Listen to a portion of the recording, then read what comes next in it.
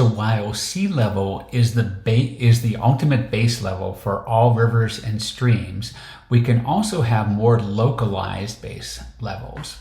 Here's an example. Here's once again the ocean or sea. This is where ultimate base level is for this river running through this area. But we can also see that there's a local base level. And in this case, what we mean by a local base level is there's just a resistant layer of rocks, like maybe a sandstone or in some cases a limestone or dolomite, where the river is having a hard time cutting through it. Eventually, though, the river will cut through that because its rapid velocity has such a strong erosional force. It might start out as a notch, just cutting back slightly, and then it will expand out into an area as it continues to cut back. And over time, that resistant rock will hardly be a barrier at all, and it'll be following a nice smooth gradient from the stream will be following a nice smooth gradient from this area down to sea level. But there's some famous examples of where these local base levels have caused waterfalls, and perhaps the most famous example of that is Niagara Falls in New York.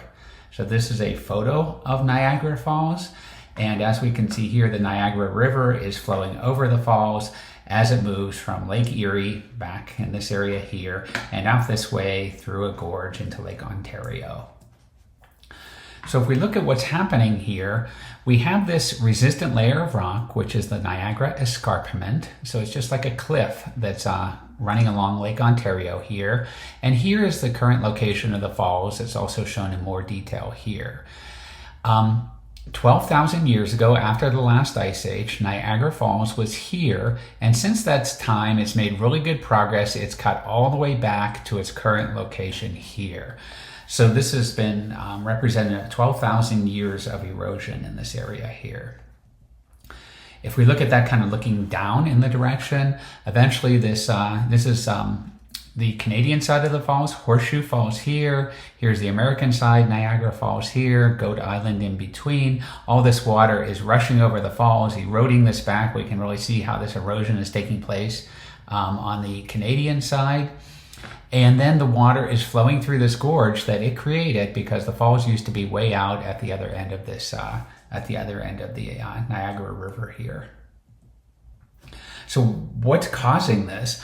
Well, we have a resistant layer of rocks. In this case, it is something called a dolomite, which we can just kind of think of that as similar to a limestone.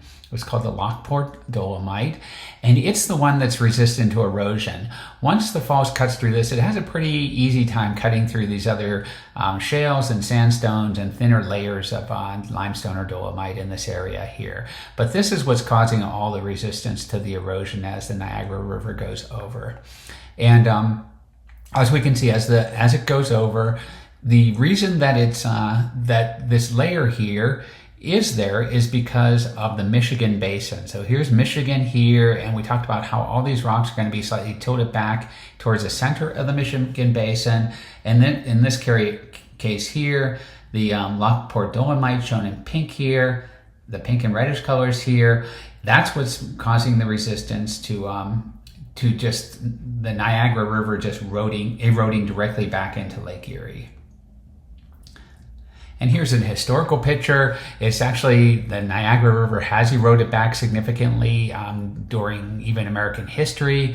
It will continue to do so until the Niagara Falls keeps migrating back and back further in this direction here and is eventually just a smooth run of water from Lake Erie to Lake Ontario through this Niagara Gorge, which was carved out by the falls over all these thousands of years.